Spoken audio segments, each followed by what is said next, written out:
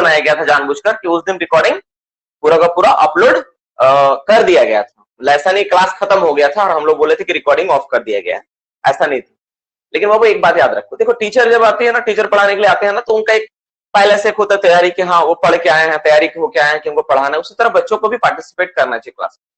इसका दो बड़ा फायदा है। पहला फायदा तो ये बोला सर फायदा क्या है इसमें, अगर नहीं बाद में किए तो देखो लाइव क्लास का ना तुमको भी एहसास होता है कि लाइव क्लास का जो मजा है ना वो अलग है, रिकॉर्डिंग क्लास का मजा अलग है। आप कितना भी रिकॉर्डिंग क्लास करो, लेकिन मन में कहीं ना कहीं सेट रहता है सर तो नहीं देख रहे, कोई फर्क नहीं पड़ता है।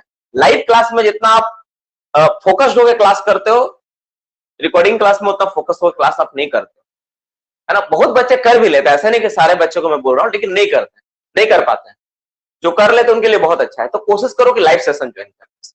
लाइव क्लास में क्या होता है ना, आपका पूरा बॉडी लैंग्वेज, आपका ब्रेन, आपका मन कंसंट्रेटेड होता है उस क्लास के प्रति कि सवाल क्या पूछ रहे हैं, क्या जवाब आ रहा है, मैं रिप्लाई क्या दे रहा हूँ, इसके प्रति आप फोकस्ड होते हैं। लेकिन रिकॉर्डिंग क्लास में इस तरह से आपका ब्रेन नहीं काम करता है, ठीक है नहीं। आप भी मेरी इस बात से सहमत हो गए। हम लोग ये रिकॉर्डिंग देखते हैं तो हम लोग ऐसे ही करते हैं, ठीक है ना। तो आप सबसे रिक्वेस्ट है बाबू कि जैसे जब क्लास होती है ना तो लाइव क्लास लो। देखो रिकॉर्डिंग क्लास का क्या बेनिफिट है, रिकॉर्डिंग क्लास क्या है, एक तरह से क्या है, रिकॉर्डिंग सुविधा क्या है, ये एक अपॉर्चुनिटी है कि लाइव हम नहीं कर पाए तो क्या है उसका बैक सपोर्ट के लिए कि हाँ चलो लाइव नहीं हुआ तो रिकॉर्डिंग कर ली, ये ऐसा है। अब रिकॉर्डिंग को ही प्राथमिकता बना देना ये उचित नहीं है कि रिकॉर्डिंग से ही करेंगे सर लाइव को नहीं करेंगे, ये उचित नहीं है ना। लाइव क्लास में अलग लेवल का चीज होता है, लाइव क्लास एक अलग चीज है, दोनों में बहुत अंतर होता है, ठीक है। तो इस चीज अगर रिकॉर्डिंग से होता तो फिर तो मेरा वीडियो अपलोड कर देता हूं मैं सारा का सारा पहले बैच वाला, वहां से भी तुम कोर्स तो कर सकते हैं। लेकिन लाइव क्लास का एक अलग ही मजा है, तो इसलिए लाइव क्लास को करो। अपना अपना तुम्हारा प्रोग्रेस होगा। साथ में से ये भी बात पता चलता है ना कि आप बहुत ज्यादा फोकस हो किसके प्रति, अपना प्रिपरेशन को लेकर। अगर आप मान लो इसी तरह से अगर लाइव क्लास को अवॉइड करोगे, इससे पता चलता है कि आप लाइव क्लास के प्रति फोकस नहीं, ठीक है। कम फोकस्ड हो और सफलता थोड़ा लेट से मिलेगी। सो अपने प्रति फोकस आना जरूरी है। हम लोग अपना परंपरा को कायम रखते हुए 2-4-10 सवाल पूछ लेते हैं, देखते हैं आप लोग कितना कर पाए, कितना आपसे याद हुआ है नहीं हुआ है, ठीक है। मैं देख लेता हूं। प्रॉप सपोर्ट कितना टन लोड लेता है, प्रॉप सपोर्ट कितना टन लोड लेता है, प्रॉप सपोर्ट कितना टन लोड लेता है, 4 से 6 टन का लोड लेता है प्रॉप सपोर्ट। प्रॉप सपोर्ट कितना टन लोड लेता है, 4 से 6 टन का लोड लेता है, ठीक है। चलो नेक्स्ट, प्रेशर आज थ्योरी में किस जोन में सबसे ज्यादा लोड पड़ता है, प्रेशर जोन की किस जोन में ना सबसे ज्यादा लोड पड़ता है, तो जोन 1 में सबसे ज्यादा लोड पड़ता है वो जोन 1 जो होता है सबसे ज्यादा लोड पड़ता है। फर्स्ट जनरेशन सपोर्ट किस तरह का सपोर्ट को कहा गया है, फर्स्ट जनरेशन सपोर्ट में ना किस तरह का सपोर्ट के बारे में जिक्र किया गया है, किस तरह का सपोर्ट होता है फर्स्ट जनरेशन, फ्रेम स्ट्रक्चर, केवल वहां पे फ्रेम टाइप का सपोर्ट का इस्तेमाल होता था, उसको फर्स्ट जनरेशन सपोर्ट के बारे में बोला गया। अब फोर्थ जनरेशन सपोर्ट जो है क्या है, फोर्थ जनरेशन सपोर्ट क्या है, फिर फोर्थ जनरेशन में किस तरह का सपोर्ट का इस्तेमाल किया गया है, very good, chalk sealed support का इस्तेमाल किया गया। चॉक और सील्ड दोनों चीज का इस्तेमाल किया गया है। चॉक सेकंड जनरेशन में था, सील्ड थर्ड जनरेशन में था, फोर्थ में दोनों को मिला के चॉक सील्ड बनाया गया, ये हुआ। नेक्स्ट क्वेश्चन पे बात करेंगे, ठीक है। एक्टिव सपोर्ट का बात किया जाए तो सबसे कॉमन उदाहरण कौन सा है, एक्टिव सपोर्ट का सबसे कॉमन उदाहरण कौन सा है, एक्टिव सपोर्ट किस तरह का सपोर्ट को बोल रहे हैं हम लोग, कौन सा सपोर्ट है एक्टिव सपोर्ट, सबसे कॉमन उदाहरण कौन सा एक्टिव सपोर्ट का, वेरी गुड, क्या है, रूफ बोल्ट। रूफ बोल्ट बहुत कॉमन उदाहरण एक्टिव सपोर्ट का, ठीक है।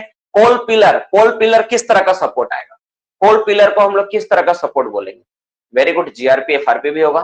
कोल पिलर किस तरह का सपोर्ट आएगा मेरा, तो नेचुरल सपोर्ट है। कोल पिलर क्या है, नेचुरल सपोर्ट है ना, कोल पिलर क्या है, नेचुरल सपोर्ट है। कोल पिलर नेचुरल सपोर्ट का काम करता है, ठीक है ना।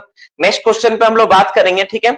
अगर हम लोग जैसे अगर परमानेंट टेम्पोररी सपोर्ट का बात करें, ठीक है ना, परमानेंट टेम्पोररी सपोर्ट का बात करें तो जो ब्रिक पिलर होता है परमानेंट है ना टेम्पोररी सपोर्ट है, जो ब्रिक पिलर जो होता है परमानेंट है या टेम्पोररी, ठीक है, आप शॉर्ट में भी लिख सकते हो, ठीक है ना। तो ब्रिक पिलर किस तरह का सपोर्ट है, परमानेंट टाइप का सपोर्ट है, जिसको आप एक ही जगह लगाओगे वहीं पे फिक्स हो जाएगा। सफारी सपोर्ट किस तरह का सपोर्ट, परमानेंट है ना टेम्पररी, सफारी सपोर्ट किस तरह का सपोर्ट है, परमानेंट सपोर्ट है या टेम्पररी सपोर्ट है, वेरी गुड। सफारी सपोर्ट किस तरह का सपोर्ट है वो, तो एक तरह का टेम्पररी सपोर्ट होता है, टेम्पररी सपोर्ट होता है। सफारी सपोर्ट क्या है, टेम्पररी सपोर्ट होता है, ठीक है। तो ये सारी चीजें आपके टॉपिक से रहा, टॉपिक से रिलेटेड कुछ कुछ सवाल नेक्स्ट क्वेश्चन पे बात करेंगे। हम लोग कल जो पढ़े थे उस पर 2-4 सवाल ले लेते हैं, 2-4 मिनट लगेगा।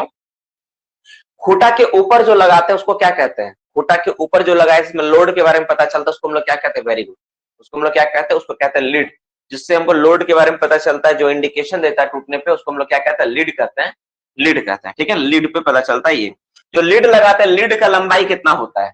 लीड का लंबाई कितना होना चाहिए? मिनिमम लीड की लंबाई कितना होती है?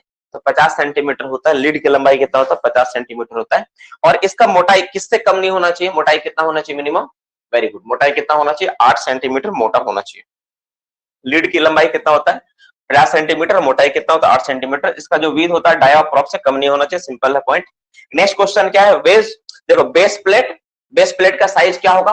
अगर लेंथ ब्रेथ और आपका थिकनेस पे बात करें तो एक साथ अगर लिखना चाहे तो बेस प्लेट का साइज क्या होगा? लेंथ ब्रेथ और इस पे बात करें तो 75 होगा, 25 होगा और 5 होगा। 5, 25, 75 जैसे तुम बात करो, चलो ठीक है। 5 सेंटीमीटर मोटा होता है, 25 सेंटीमीटर इसका चौड़ाई होता है और 75 सेंटीमीटर इसकी लंबाई होता है। मिनिमम इतना रहना चाहिए बेस प्लेट का साइज, हम लोग इसका इस्तेमाल करते हैं। नेक्स्ट क्वेश्चन पे बात करेंगे, जो वेज होता है, वेज। वेज की मोटाई थिकर पॉइंट पे कितना होगा? वेज की मोटाई R853। जो लिखिए, आप अपना नाम पूरा लिखो ना यार, नहीं समझ में आ रहा।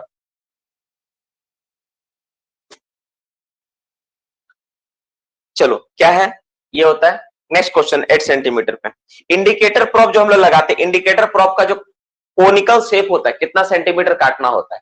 इंडिकेटर प्रोब का कितना सेंटीमीटर कोनिकल शेप को काटते हैं ताकि उसमें लोड का पता चले? वेरी गुड, कितना? 50 सेंटीमीटर। 15 सेंटीमीटर नहीं लिखा बाबू, 50 सेंटीमीटर है। ठीक है, इंडिकेटर प्रोब का 50 सेंटीमीटर काटते हैं। इस दो प्रोब का बीच का डिस्टेंस कितना मेंटेन करना होता है? दो प्रोब का बीच का दूरी कितना मेंटेन करना था? वेरी गुड, कितना मेंटेन करना होता है? तो 1.2 मीटर मेंटेन करते हैं हम लोग। वेरी गुड, कितना मेंटेन करते हैं? 1.2 मीटर। कितना मीटर से ज्यादा हाइट होने पे हम लोग क्या करेंगे? लीड को लगाते समय नेल का प्रयोग किया जाएगा। कितना सेंटीमीटर ज्यादा हाइट होने पर लीड को लगाते समय नेल का प्रयोग किया जाता है? तो कितना सेंटीमीटर हाइट? 2.5 मीटर से अगर ज्यादा हाइट हो तो लीड के साथ नेल का प्रयोग किया जाता है, लीड का प्रयोग होता है। ठीक है, इसके अलावा अगर कहीं इंक्लाइन रोडवे में अगर लगाना हो तो किस तरह का प्रयोग का इस्तेमाल करता है? इंक्लाइन रोडवे में जो लगाते हैं हम लोग, जो खूंटा सपोर्ट होता है, किस तरह का होता है? उसको 1.5 अंडर सेट प्रोप उसको बोला जाता है, उसको अंडर सेट प्रोप। मोटा मोटी सारा क्लास का पार्ट था, हम लोग ये सब देख चुके थे, सारा का सारा चीज पढ़ चुके हो। आज का टॉपिक, आज का क्लास हम लोग क्या करते हैं? हम लोग नया टॉपिक से स्टार्ट करते हैं। फर्स्ट इन्फॉर्मेशन आप लोग के लिए कल है।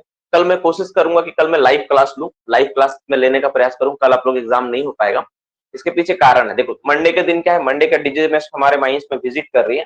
सबको पता है जब डीजीएमएस विजिट करती है तो बहुत ज्यादा सुबह से लेकर शाम तक बहुत परेशानी हो जाती है हम लोग, है ना।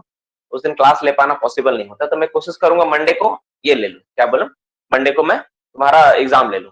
और मंडे का अगर एग्जाम नहीं ले पाया तो मैं क्या करूंगा, ट्यूसडे के दिन एग्जाम ले लूंगा। ट्यूसडे को मैं थोड़ा बाहर निकलने वाला हूँ किसी काम से, कुछ अर्जेंट वर्क है, मुझे थोड़ा बाहर जाना होगा, तो ट्यूसडे के दिन हो सकता है, नहीं तो फिर ट्यूसडे को एग्जाम लूंगा। कल एग्जाम लेने का चांसेस 99.99% नहीं है। अभी एक दो दिन हम लोग पढ़ लेंगे, जो सपोर्ट चैप्टर चल रहा है, सपोर्ट को ही थोड़ा पढ़ाई कर लेंगे हम लोग। तो 4 दिन जितना मौका मिला है सपोर्ट को पढ़ लेते हैं, ठीक है। तो सिलेबस भी थोड़ा सा आगे चला जाएगा। मेरा टारगेट ये है कि दुर्गा पूजा स्टार्ट होने से पहले पूरा का पूरा सपोर्ट को खत्म कर दिया जाए, है ना। पूरा का पूरा सपोर्ट में जितना भी चाहिए दुर्गा पूजा स्टार्ट होने से पहले खत्म कर ली जाए। फिर दुर्गा पूजा में आसानी से हम लोग सब घूमने के लिए जाएंगे, जहां जहां जिसको जाना होता है, आराम से पूजा मनाएंगे, ठीक है। अब पूजा मनाने के बाद वापस जब आएंगे तो हम लोग एक दो एग्जाम देंगे, है ना। अब पूजा में घर में रह के आराम से पढ़ाई वढ़ाई जो करना अपना करते रहना, कोई दिक्कत नहीं है। उसके बाद ये मेरा लाइफ में बाबू एक बात मेरा सोच बहुत क्लियर कट रहा है कि मैं पढ़ाई तो करता ही करता हूँ, जब मैं पढ़ाई करने का टाइम होता है साथ में इंजॉय भी बहुत किया। मतलब पूजा हुआ, पूजा हो गया, किसी तरह को शादी हो गया, कोई फेस्टिवल हो गया, हम कोई ऐसा जीवन का पार्ट नहीं अपना बर्बाद किए, हम बोले कि नहीं हर पूजा को एंजॉय किए, ऐसा कभी नहीं हुआ आज तक। कुछ भी रहा हो एंजॉय किए हैं, गए हैं जरूर घूमने के लिए गए हैं, ऐसा रहा है। तो बैलेंस लाइफ रहा है मेरा हमेशा, तो है ना। देखो अभी देखो पढ़ाई अगर मान लो हम लोग पहले कर ले, अगर सपोर्ट पढ़ेंगे नहीं तो जरूरी है पढ़ना पड़ेगा उस दिन, बिल्कुल पढ़ना पड़ेगा। लेकिन अगर मान लो हम पहले से खत्म कर लेते तो जरूरत नहीं है। तो हम लोग क्यों ना जितना हो सके क्लास को कंटिन्यू करके हम लोग पहले खत्म कर लेते, पूजा एकदम बिंदास तरीके से घूमेंगे, मस्ती में कटेगा। क्लास के समय में मेरा ऐसा आया था, जैसे मान लो कि खेलने के समय पूरा खेलते थे, पढ़ने के समय भी पूरा पढ़ते थे। ये अच्छा चीज है, आप लोग भी इसको इम्प्लीमेंट करिए अपने जीवन में, आपको बेस्ट बहुत अच्छा फील होगा, है ना। बहुत बच्चों को मैं देखा हूं कि पूरा साल भर पढ़ेगा नहीं, एग्जाम के समय 3 दिन 4 दिन पूरा घोंसले है, ऐसा नहीं होता है। हर चीज को ना एक तरीके से करना होता है, प्रेशर कम होता है। प्रेशर में आप समझ नहीं पाओगे, आप याद तो कर लोगे, एग्जाम में भी अच्छा स्कोर कर सकते हो, लेकिन प्रेशर में ना आप कभी भी, ठीक है, कभी भी आपका क्या होगा, ये आप उसको याद नहीं कर पाओगे, है ना। ये सारी समस्या रहती है। चलो हम लोग क्लास को स्टार्ट करते हैं, अपना सेशन को आज स्टार्ट करते हैं, सारा चीज हम लोग अपना टॉपिक लेना स्टार्ट कर देते हैं, ठीक है। चलो आज का टॉपिक किसके ऊपर हम लोग स्टार्ट करेंगे? आज का टॉपिक, पहला टॉपिक है पिट प्रॉप। हम लोग एक एक करके सपोर्ट के बारे में देखना स्टार्ट किए थे। तो पहला सपोर्ट किसके ऊपर था? पहला सपोर्ट हम लोग डिस्कशन किसके ऊपर किए थे? तो पहला टाइप का जो सपोर्ट था हम लोगों का वो था प्रॉप सपोर्ट के ऊपर। आज हम लोग किसके ऊपर पढ़ेंगे? आज पिट प्रॉप के बारे में पढ़ेंगे कि पिट प्रॉप क्या होता है, इसका कंसेप्ट क्या है, रीजन क्या है इसको लगाने के पीछे, हम लोग ये सारा चीज को जानेंगे और देखेंगे, ठीक है। आज का टॉपिक क्या? पिट प्रॉप है। चलो हम लोग